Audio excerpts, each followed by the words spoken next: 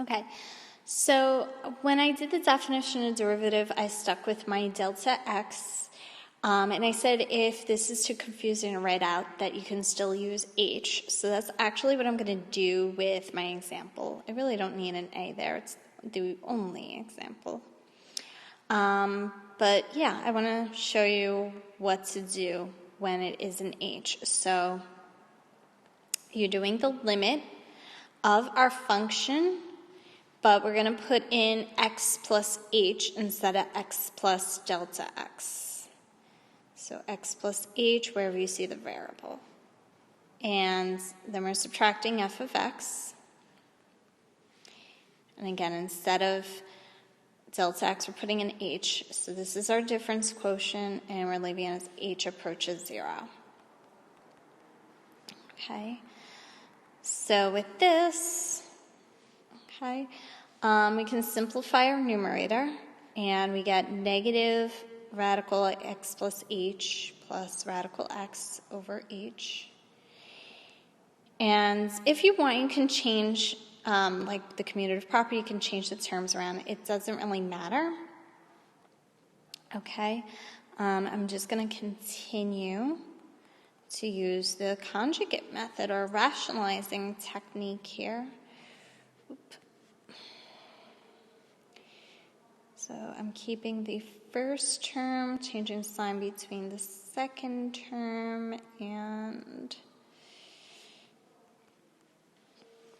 I ran out of a little space. So I'm just going to continue up here and keep erasing as I need them. So negative times negative is positive, and the radicals lift, so I'm getting x plus h. And my outer terms and my inner terms should end up becoming 0. So positive times a negative is negative, and radical x times radical x is minus x. And this is what I have left. So as you can see, or hopefully see, I'm going to end up getting 0 in my numerator, and my h's become 1 over this expression here. So I'm simplifying a lot. In order to find my limit, I can actually find my limit. So now I can plug in 0 for h.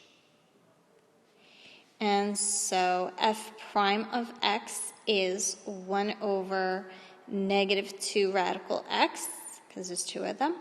I'm just going to fix that. The negative should not be in the denominator. So f prime of x is negative 1 over 2 radical x. Done. Okay, so you could also use the alternate definition where you keep like the a values. So I'm going to try to do that so that you can see what to do here. So we actually have to leave the x and the a here. So we have f of x minus f of a.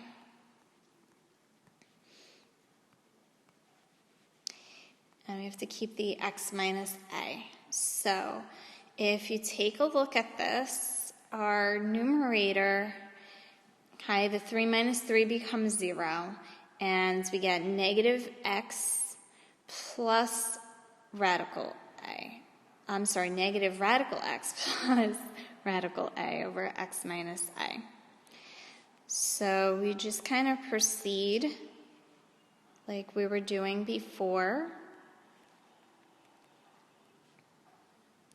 with the rationalizing technique or conjugate method.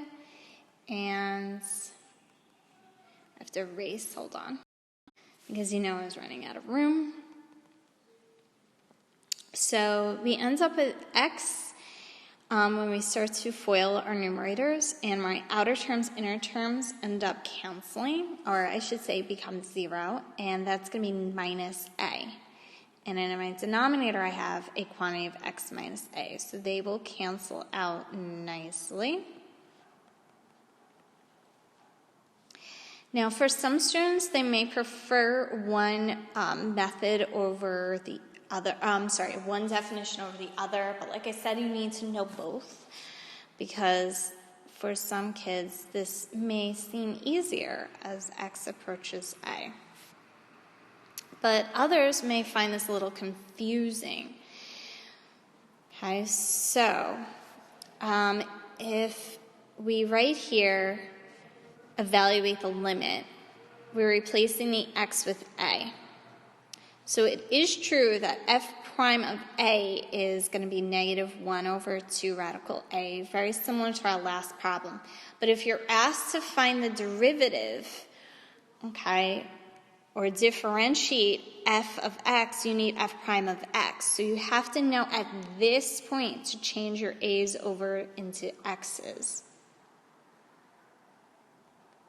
And you still get the same answer, okay?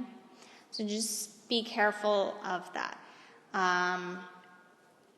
But otherwise, you should be good to go. All right, so good luck.